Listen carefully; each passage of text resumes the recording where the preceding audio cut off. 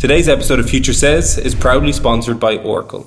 Oracle offers integrated suites of applications plus secure autonomous infrastructure in the Oracle Cloud. For more information, check out www.oracle.com. On today's episode of Future Says, we have Peter Campbell, the Financial Times' global motor industry correspondent.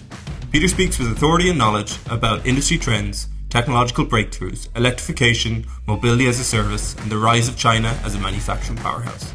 Peter also chairs the FT's annual Future the Car event, where he interviews industry leaders like Elon Musk, Lawrence Stroll, and Jim Farley. Peter Campbell, welcome to Future Says. Thank you so much. Peter, you've been in the automotive sector now for, I think, about 7.5 years at the Financial Times. What first drew you to that space, and what makes you most excited to be in that space now? So I think there are lots of things about the car industry that are fundamentally very exciting and very interesting when you're writing about the industry, right? It's a sector that touches on everything, right? You've got manufacturing, you've got supply chains, you've got retail, you've got consumer habits, you've got a lot of technology. It's global, it's hugely global. All the businesses are kind of everywhere. It's very, very political. It's hugely entwined into geopolitics. So you look at the really big geopolitical events over the last few years, the auto industry is wound up at the center of lots of those, right? So Donald Trump's trade war with China, Brexit, the kind of industrial shutdown in the early weeks of the pandemic, the consumer recovery, issues now around tensions with China, issues around, everyone pulling things out of Ukraine after the Russia-Ukraine invasion.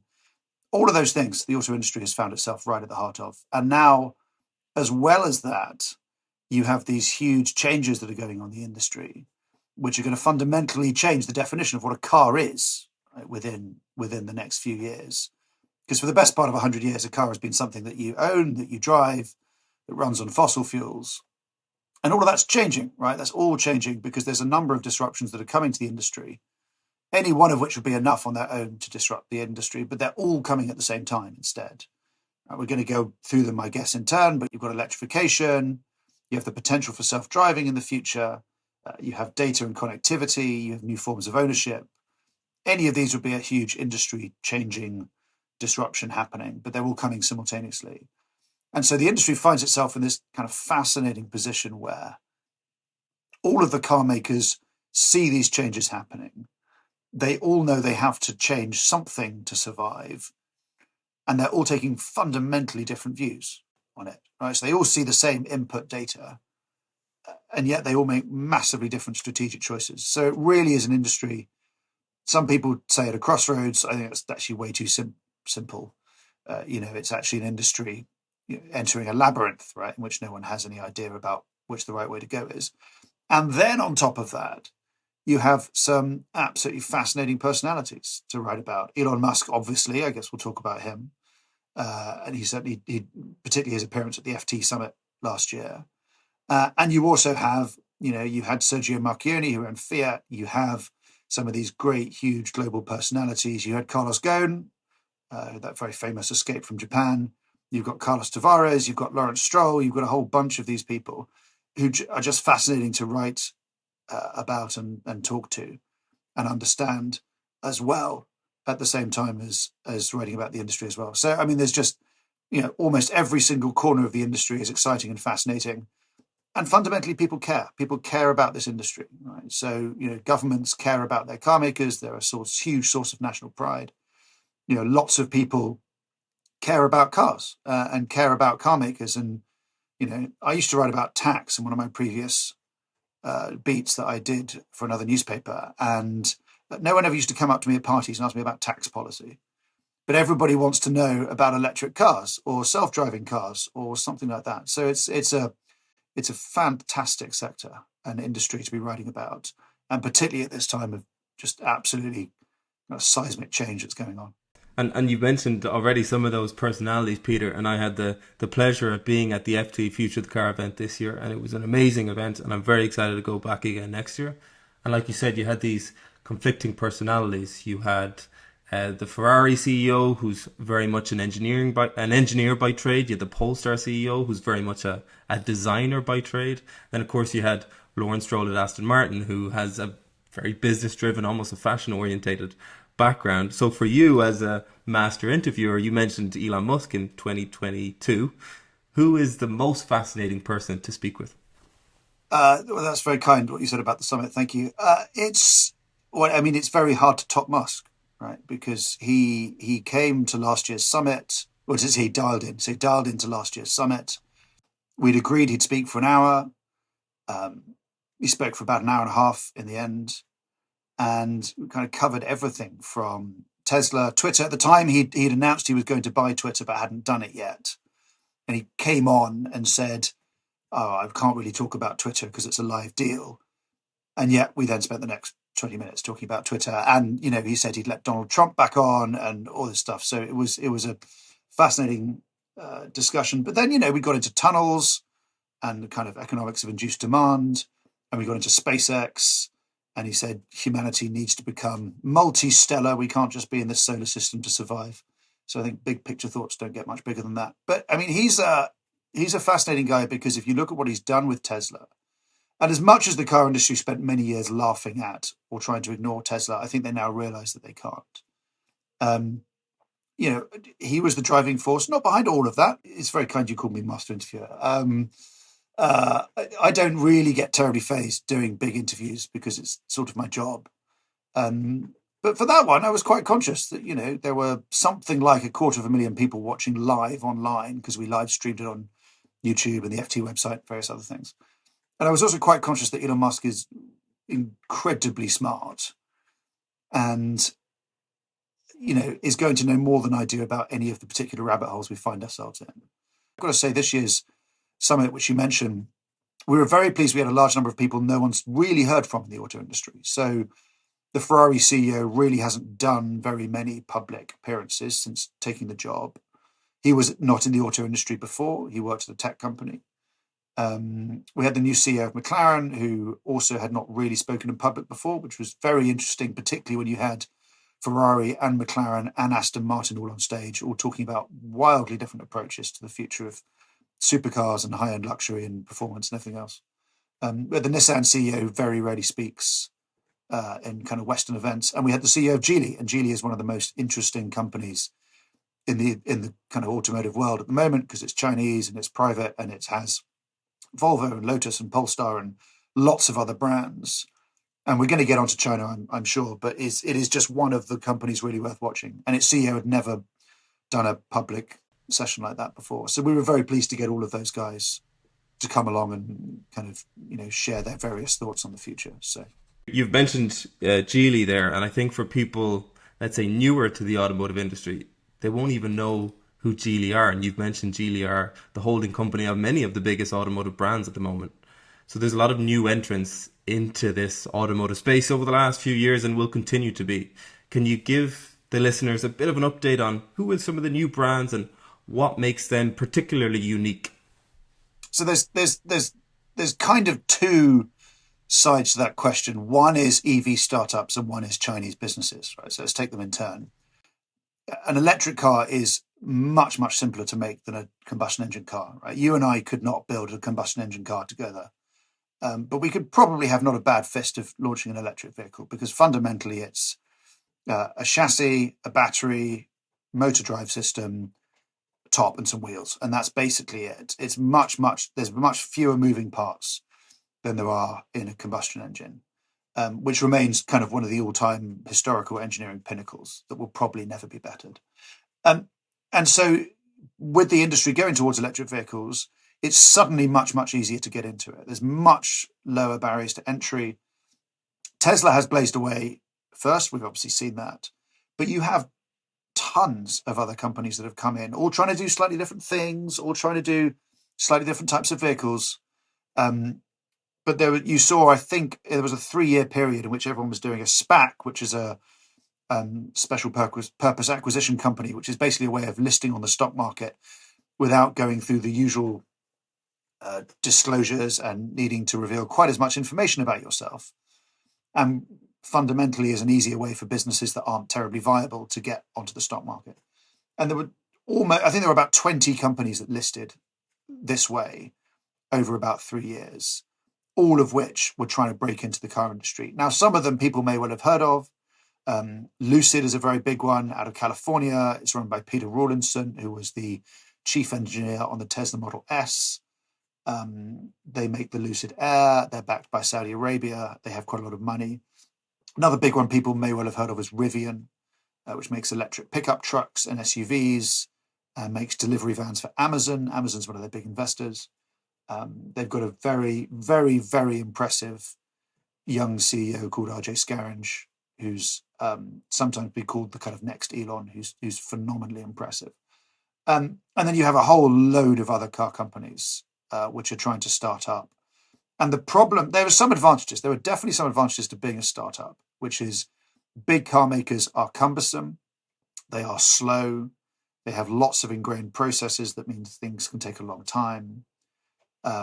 They have a big legacy operation of the way that things have always happened. They're often very heavily unionized. And startups have, different investors, fundamentally investors that certainly early on in the startup EV wave didn't really mind about making money, which is quite useful when you're fundamentally entering one of the world's most capital intensive industries. But there's kind of one thing that counts against the EV startups, and that's that making cars is actually very hard. Right? I mean, all the car makers have been doing it for 100 years, and they still find it hard. Tesla went through this very famous period that Musk called production hell, where at some, they ended up building cars in a car park in a tent because they couldn't get the main production lines to work. And at one point, they'd actually messed up the supply chain so badly that they were building cars without seats or computer modules, shipping the cars to dealers and then flying them the seats when the seats were ready and saying, "Oh, would you mind sticking these in before you sell them, please?" Which is not exactly best practice. And so Tesla got through production hell, but all the other car makers are now discovering how incredibly difficult it is to make a vehicle on a modern manufacturing line, because the car industry uses something called just-in-time, which is where you buy in your parts rather than holding parts for your cars. You buy them in to arrive at your plant, sometimes days, sometimes hours before they're needed on the production line. And basically, if you mess up that sequencing, your line grinds to a halt, and it just doesn't work. I mean, I remember going around Nissan. Nissan has one of the most impressive car factories in the world in Sunderland in the UK. And it's one of Nissan's best factories anywhere in the world. And I think the old stats, this is from a few years ago, but I think it has 23 hours of shifts.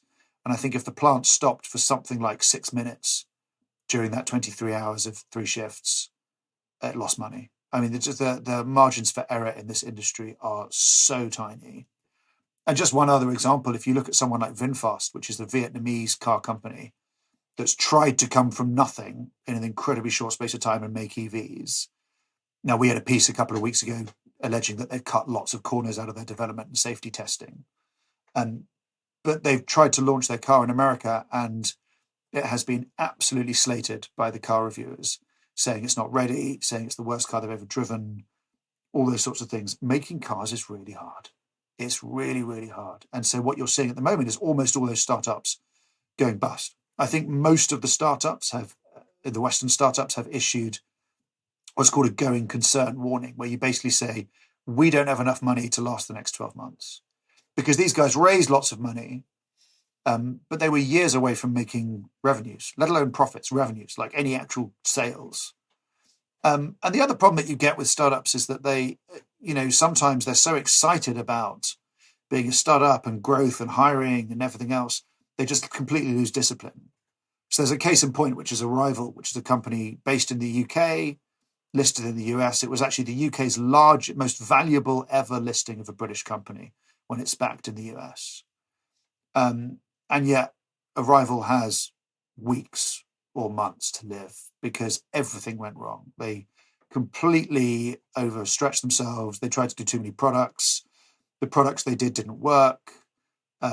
They had a test of their only vehicle for their largest customer, UPS, and the van caught fire. And then they wheeled it out into the car park, and it melted the car park. And, they'd spent lots of other money on stuff they didn't need. They tried to have a new factory system that no one had ever made work before. They'd made a vehicle in the factory claiming that it proved the factory worked, and then it subsequently emerged with a piece that we did last year that actually most of that vehicle was hand built. And then they laid off most of their staff, and then they said to their staff when they were laying them off, oh, by the way, we're ring fencing this side project, which is the CEO's side pet project, called a jet, in order to build an aircraft. The other side of the startup question is China. Now, China is really interesting in this because China has a whole load of car makers that are owned by state entities in China, local governments. It also has a whole load of car makers that are private. And basically, China kind of missed the boat on engines, right? Chinese engine cars weren't terribly good for a lot of years. But any car company in the West wanting to sell in China had to do a joint venture. And so the Chinese car companies learned a lot through that about making cars. And so their manufacturing got pretty good. And now China sees that battery cars are coming. And China has made itself the world leader in batteries. Europe at the moment is the world leader in engines. You'd say Japan and Detroit are also on that podium. But China is undisputedly the world leader in batteries. And so China basically sees the electric vehicle revolution as its chance to take on the world. Right? And it says, well, if we do batteries and do batteries better than anyone else, we're going to be, we're going to own the powertrain of the future. Right? We're going to have the technology crown of the future automotive world. And so you've got a lot of Chinese car companies that are thinking about this. Geely is one of them. Geely made engine vehicles, and they still make engine vehicles, but they bought up a load of brands. They bought up Volvo, was their first big international deal around 2010 when they bought them from Ford. But since then, they've got a controlling stake in Lotus. They've got Polestar, which is spun out of Volvo. They have the London Electric Vehicle Company that makes black cabs. And they have stakes in Mercedes. They're about to do a big deal with Renault. They have a huge number of brands that they've sort of, this huge sprawling empire they've built up.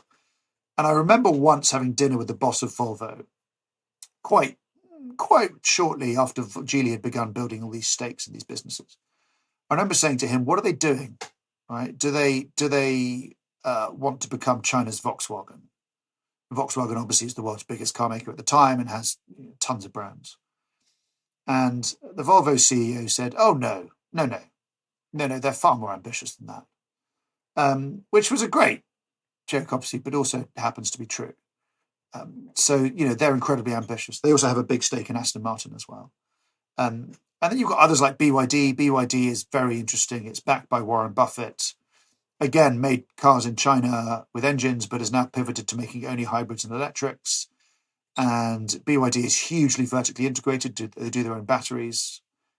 They make almost everything on the vehicle apart from the tires and the glass. That gives them a big advantage in terms of supply chain sourcing. And also they sell batteries to lots of other car makers as well. And so BYD is one of the ones that actually everybody needs to watch in the next few years because they are just starting to export. They're coming to Europe. They're going to go all over the world. And so they're going to be incredibly big. But there are tons of new Chinese car companies, EV car companies coming up. And yeah, there'll be a withering, some of them winnering, most of them will die. There will be some really big ones that emerge that become serious global players in the future. And even if people continue to drive Western branded cars or Japanese cars or American cars or whatever in Europe or anywhere around the world, in the future, it's still quite likely those cars will run on Chinese batteries. So even if there aren't Chinese brands, even if you don't drive a Chinese brand in the future, it's very likely your car will use a Chinese battery in years to come. And how the world responds to that, how Europe responds to that. America has begun with the Inflation Reduction Act to think about that. But again, this is another example of how the car industry finds itself at the kind of absolute crest of the wave on global trade at the moment, which is just going to be one of the kind of politically defining discussions we have over the next decade. Of course. That's a very long answer to your question, I know. And an excellent answer at that, Peter. Of course, we spoke a lot there about batteries and electrification, some of the new brands within this space. So is it all electric? Is that the complete end of the combustion engine, or are there alternative fuels? What is the future mix within this automotive world? It's a great question. It depends if you're looking at it technically or politically, right? So technically, yes. Well, technically, the internal combustion engine only runs at about 30% efficiency. So you could do lots and lots and lots of things to improve the efficiency of that. There's lots of other options as well beyond electric. Well, within electric, there's loads of options. There's different battery technologies. We had NMC, which was very common. You now have LFP, lithium iron phosphate, which is increasingly common because it's cheaper and it doesn't use cobalt, which helps in the supply chain. You're going to have some sort of solid electrolyte technology in the next few years, which people call it solid state. All of those, and then people talk about sodium batteries and various other things. So there's lots of, even within electric, there's huge technological changes, and we don't know yet which of those proves to be the Betamax and which of those proves to be the video. Sorry for your young, I hope all your young listeners can follow that example. I've just aged myself catastrophically there. So within electric, you've got that. But then actually there's things like hydrogen.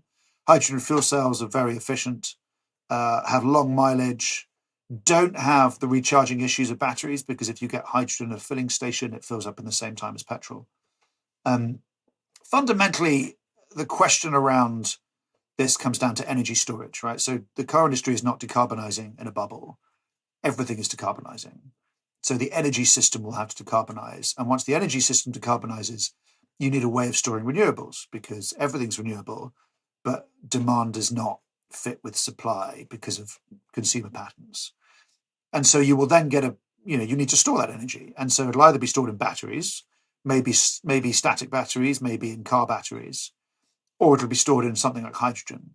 Now, hydrogen has an efficiency problem, that it's incredibly inefficient to create hydrogen and then store it and then put it in a vehicle. That's a big problem in terms of energy efficiency. And at the moment, it's a very carbon intensive process. But hydrogen could be a solution for storing energy in the future. The problem is all the vehicle rules at the moment are being set by regulators with, I don't want to call them artificial timetables, but they're pretty quick timetables, because understandably, because of the climate issue. Right? And I mean, as we're talking at the moment, you've got Greek islands that are on fire and people being evacuated, and wildfire season is starting, and it's only July, and we all saw the Canadian fires and the other month. And so it's people, it is undeniable that there is a climate problem going on that needs to be addressed as soon as we can.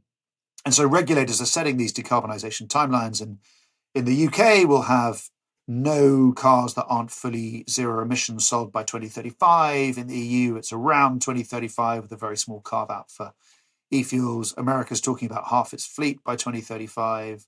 China has targets. Everywhere is setting targets for these things. As the technology stands at the moment, most of that means it's going electric. So basically the car companies see this change happening. They don't have that much money, the car companies. They do not certainly have the money to spread their bets across batteries and hydrogen and. Right? They just don't have that many chips to place on the board, particularly because they also have to invest in things like software. And so they are broadly, in Europe, most of them are going all in on batteries. Some of them aren't. So some of the longer term, more patient car makers are trying to spread their bets. BMW's looking at hydrogen, Toyota's looking at hydrogen. But broadly, most of them are looking at batteries. And it's quite likely hydrogen will be used for a lot of applications. It'll be used for heavy trucking. There's also other heavy freight, shipping particularly. You can't use ships with batteries. You have to do something there. Aircraft will have to decarbonize somehow. So again, all of transport's decarbonising. Batteries are suitable for cars and suitable for some trucks. And so it's possible that the world's hydrogen gets used for other stuff or other fuels for other things. Now, you mentioned clean fuels in there. Clean fuels is a debate in Europe with e-fuels, which are sort of, they're carbon neutral, I think is the most generous thing you can say about them. They don't reduce carbon, but they don't put any fresh back into the atmosphere. Some of the car companies were lobbying for this, but not very many. The EU buckled on it. I don't realistically see e-fuels being a major part of slowing the EV rollout, if I'm really honest, in Europe. And then you've got the global issue here as well. So Europe's going very fast for EVs. China is moving very fast in tier one, but obviously has a long tail of other cities. The US is trying to move fast, but has a very large, very rural population. It's going to be difficult to take with you on that journey.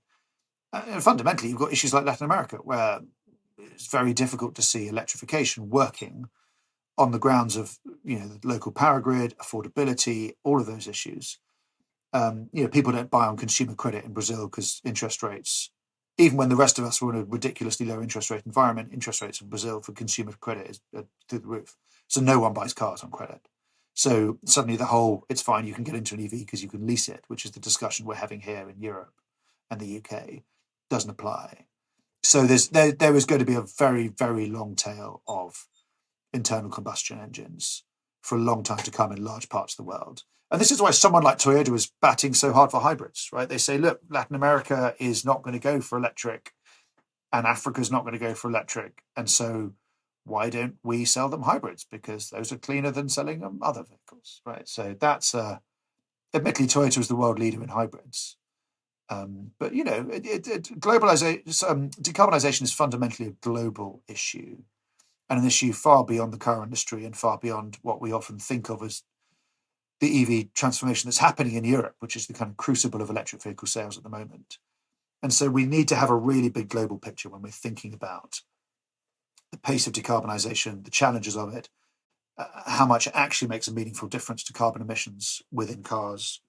All of those questions we need to look at globally, which is what makes it so hard. And regulation is, as you know, set regionally or nationally by regulators who want to do something by a certain date,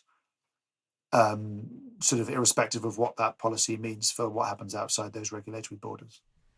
I think that's the thing. I mean, clearly the priority or the big driving force for electrification and moving to battery technology is for the climate, is for sustainability.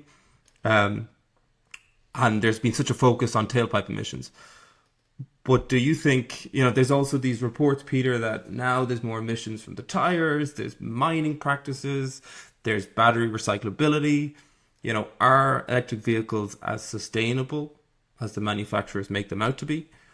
Or is there more that auto OEMs should be doing to increase the sustainability of their products, of their vehicles? There's a lot more that they can be doing. They are looking at this. One of the reasons that LFP battery technology really came on in the last couple of years is because everyone was concerned about cobalt coming out of the Democratic Republic of the Congo and the mining practices there. So they're definitely aware of this. They were looking at scope 2 and 3 emissions. They're looking at emissions down the supply chain. I think they are well aware that, if you are making electric cars and you are using dirty mining and those cars, when they're on the road, run on the dirty power grid, then, you haven't made any difference whatsoever. But all the research actually shows that electric vehicles, take more carbon to manufacture. Yes, they have batteries, mining, etc. But they claw that back pretty quickly, actually, on the roads with a car. So that is definitely a thing and an issue. And the car makers are aware of this, and some of them are getting more heavily involved in the batteries and the battery processing. Partly that's to secure supply, but I think you're going to see more vertical integration as well in the industry. Some of them are looking at mining. I mean, when Musk was at the FT thing last year, he talked a bit about potentially getting into mining. And so I think they're aware that they have to reduce the emissions in their supply chain for this actually to work. So clearly, automakers very focused on electrifying their fleet at the moment, but we haven't yet spoke about automating their fleet and autonomous vehicles. In a couple of weeks, Peter, we have the Chief Scientific Officer at Renault on the podcast, and I know he has kind of surprising views actually on autonomous vehicles, where he believes level 5 is actually impossible and level 4 has to be the goal. And then you have our friend Musk saying, overnight we're going to have our ChatGPT moment and people are going to wake up and all of a sudden their cars are robo-taxis. Where do we sit? What's realistic? Well, Musk's been promising a fully autonomous vehicle next year for the last however many years. 16, 17, I think was the first one he made. There's a clip on the internet I saw about it. So look, it's two things to say about this, right? One is it's a really hard problem. Right? It's a really hard problem to solve in terms of getting a vehicle that can drive itself, even within a geofenced area in all conditions, right? I mean, everyone, remembers learning to drive. Controlling the car's not the hard bit. Controlling the car is quite easy, right? Even those of us who learn to drive on manual vehicles. The hard thing is taking account of everybody else on the road. And so that is why you're seeing all the early, lane keeping systems and stuff work fine on motorways, because it's quite easy. But it's really difficult if you're on a built-in builds urban area, bicycles, dogs, children, milk floats, all of that, learner drivers, all of that stuff. Very, very hard to get a car to work that way. There's also, and I guess my industry should take some of the rap for this, there's definitely a hype cycle, right? So we have economic cycles. We also have hype cycles. And I remember a few years ago, everyone was saying, GM will have an autonomous fleet by 21, Ford will have an autonomous fleet by 21, these other things will be there by 21, and none of them are here, right? And partly it's because their problem's really hard. There's also a big regulatory issue, which is talked about a little bit, but is basically how safe do they have to be before you allow them to go into the wild?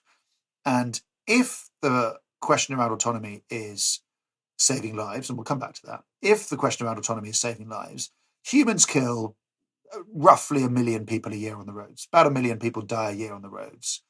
Globally, high 90% of those is human error. So, humans kill 1 million people. How many people is it acceptable for robots to kill?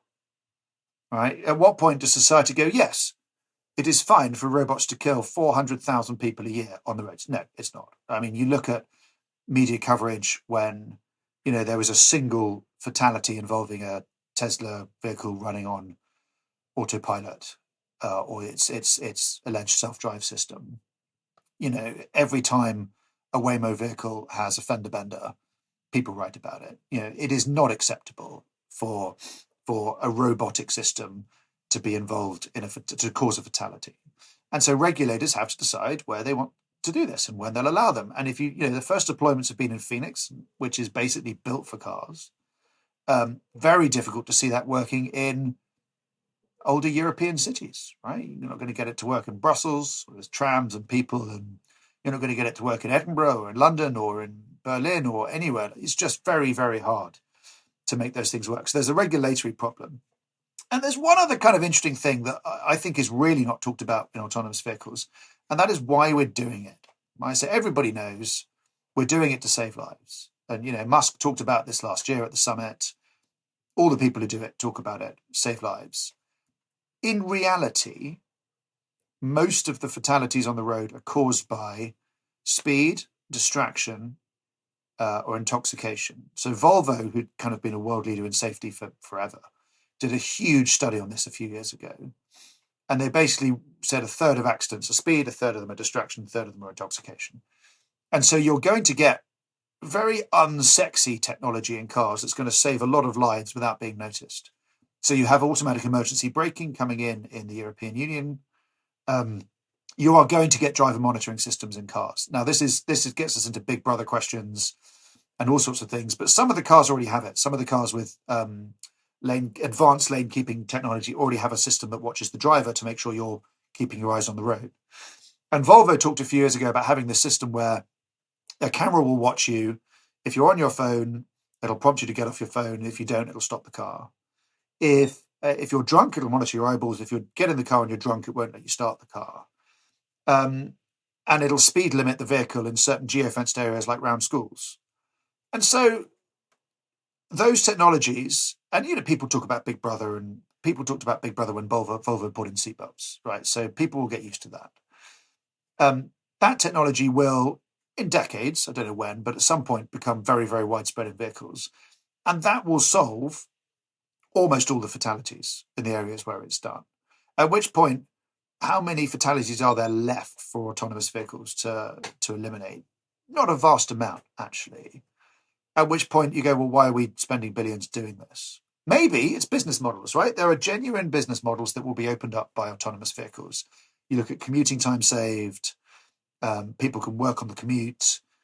You look at the kind of, Uber previously talked about eliminating drivers. They've stopped that now, but they talked about eliminating drivers, and that'll change, the economics of robo-taxis, which still fundamentally as economics are very difficult. There will be, driverless freight, all of that stuff. There will be business model applications of full autonomy, but it's not realistically going to be saving lives. Once we get to the kind of time where you get level 4, let's call it level 4, being ubiquitous in major cities. So that is an element of this discussion that is not often talked about hugely, actually. Yeah, I agree. Like you said, the primary objective has always been to save lives, but if that's going to be impacted by other technology, maybe you dip into those secondary objectives around commuting time. Interesting. On the topic of automation and technology, you mentioned the hype cycle around autonomous vehicles. There's also definitely a hype cycle at the moment around artificial intelligence in general. Are you seeing CEOs, are you seeing auto OEMs talking about other key use cases for artificial intelligence outside, let's say, the vehicle? You mentioned manufacturing already. What other areas do you see that technology impacting? Obviously, AI has a huge number of actual things within AI, and we often focus on whatever is the sexiest at the time, right? So people used to talk about AI being machine learning, and now we talk about large language systems and chat GPT and all those things, which we just all catch under AI. There are a number of potential applications within the car industry. I had dinner with a couple of car execs a few weeks ago who were saying that they actually use chat GPT for a lot of their social media posts that they write. The interesting thing, I think, potentially in terms of applications is data. So the one thing that the car industry talks a lot about is data. So all the vehicles are connected through huge, amounts of technology in the vehicles, throwing off data around driving behavior and road habits and weather and, people buying coffee en route and all that kind of stuff. And that is only going to get more and more. And there is going to be a big battle for the software interface and platform in vehicles in the future, because that's going to become one of the key selling points of cars in the next few years. But the problem is the companies have no idea how to use that data, but it's a vast pool. So if you find some way of pulling out data from it, pulling out information from it that's serviceable, that is definitely an application. If you look at companies, say, for instance, like Uber or kind of ride hailers, huge implications for those guys who have, vast data pools, huge customer history. How do you deal with that on a customer service interaction basis? Do you have an AI scrape someone's history to give you a better understanding of them when they come to have a problem? Something like that.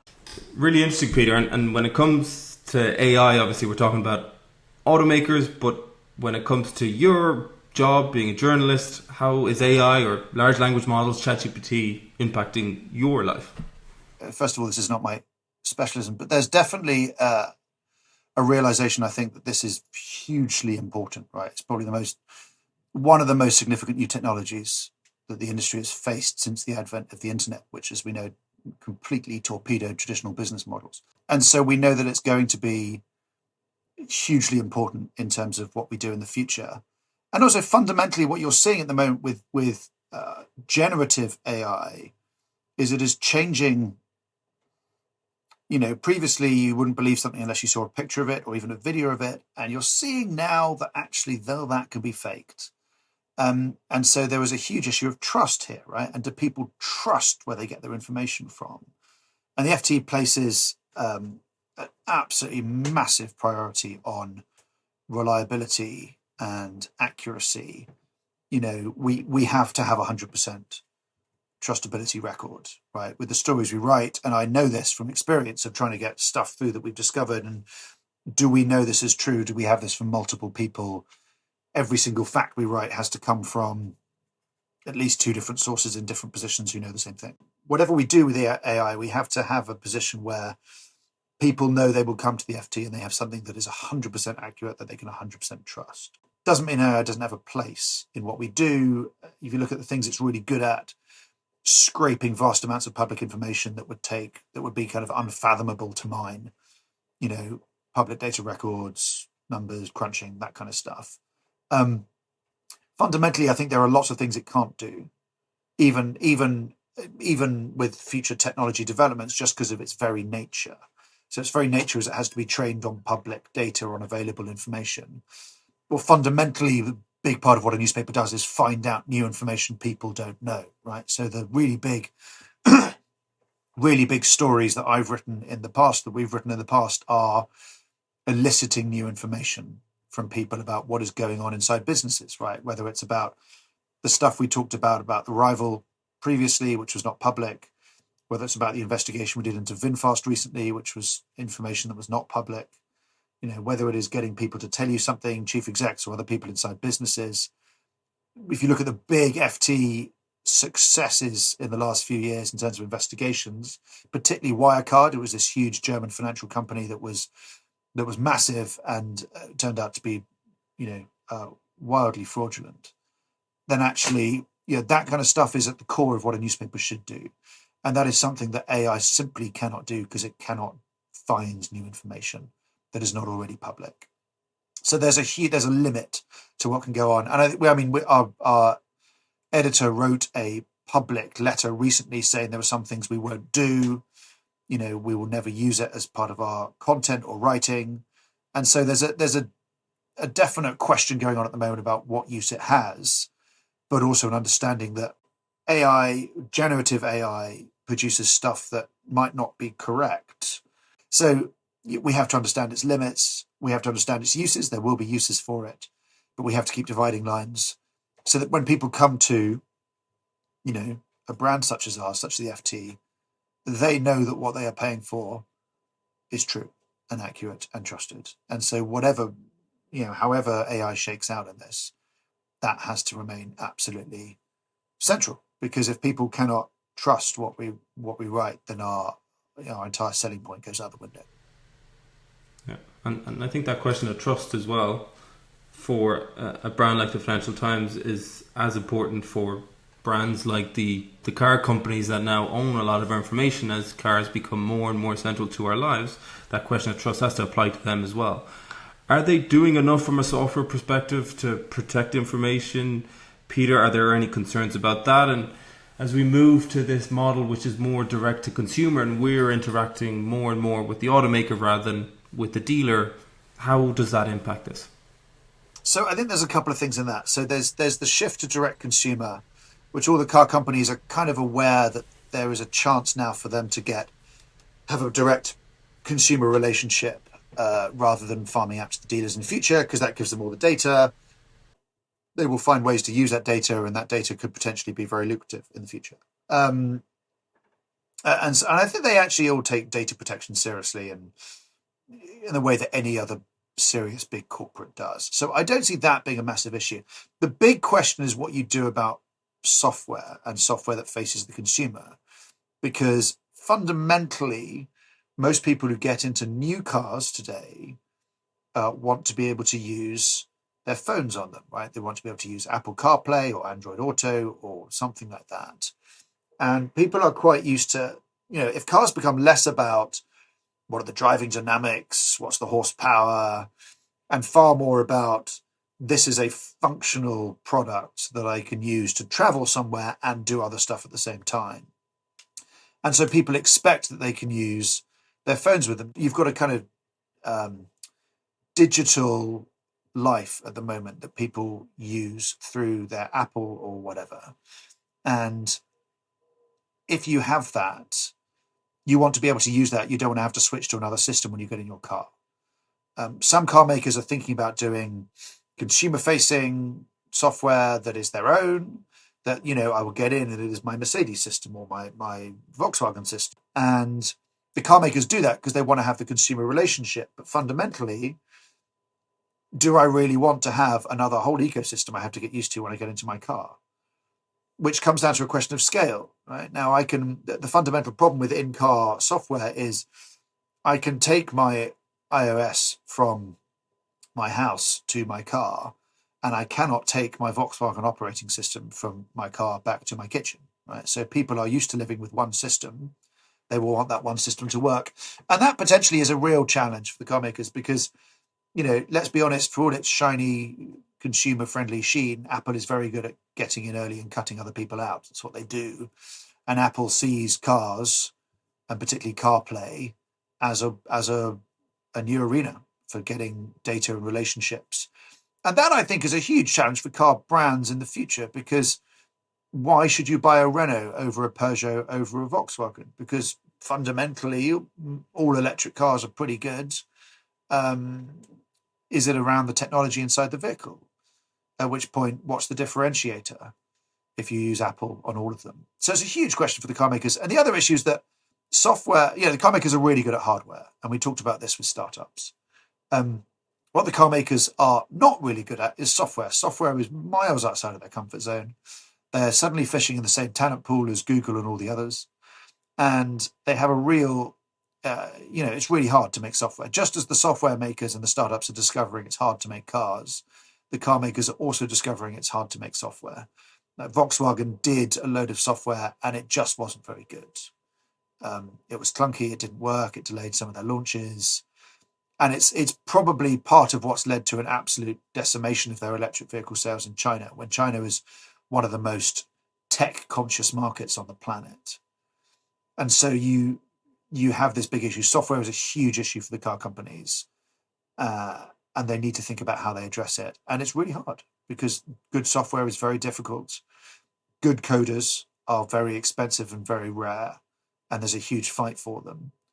And fundamentally, it's the next battleground in terms of consumer adoption is on software. And this is another issue where the Chinese companies have great advantage, because I've driven a bunch of the Chinese EVs. As cars, they're fine. They drive very nicely, but you get in and they just work, right? And the same, integrate my phone, all those other things. The same cannot always be said for every electric vehicle made by a Western car maker. Yeah. So with that, Peter, I know we could talk for another couple hours, and hopefully maybe at the end of the season, Peter, we'll get you back on. So in the next few weeks, sure, we'll hear from other auto leaders, from the likes of Magna, Nissan, who else? We have ZF, we have Volvo, we have BMW and more. But as sort of a summary of the last 45 minutes or so, Peter, can you give us a brief prediction on how we as consumers will drive in 5 years, 2028, and maybe in 10 years, 2033?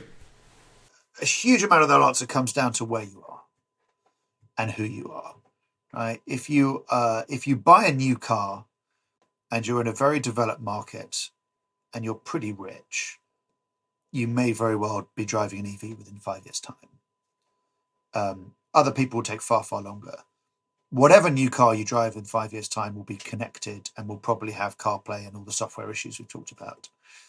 In 10 years' time, it's far more likely you'll be driving an EV. You may be driving a new EV, but you almost certainly won't have autonomous systems on it yet within 10 years that allow you to do all the great things that we see in all those futuristic, videos where cars are pods with throw cushions on them. You won't have that yet in 10 years' time, certainly not that can let you drive everywhere. And so change is going to be slow, actually, for a lot of consumers in this industry. EV, I think, will pick up much quicker than people expect, broadly because EVs are better than people think they are. Other changes will come in more slowly, but the problem for the companies is that they have to think about these changes now and today, and they have to start making their big bets for the future and today. And just as we talked about at the start, they have so many choices to make. They're in this labyrinth. No one knows the best way to play in software. No one knows which battery technology wins. No one knows if vertical integration is the way to go. No one knows, how to beat the Chinese at cost. No one knows how to navigate all of the political waters we've got going on at the moment. No one knows what the next 10 years throws up. And some of those who take wrong decisions might not survive. So it really is an absolutely huge moment of change in the industry, which is what makes it so fascinating to talk about and cover and watch. And so we'll watch the next 10 years with enormous interest. Amazing. Us too. Thank you so much, Peter. Thanks for your time. And we look forward to speaking to you again in the future. No, an absolute pleasure. Thanks so much. Thanks for joining. Now, next on the show, we have Dr. Luke Julia, Chief Scientific Officer at Renault. Hope to see you there.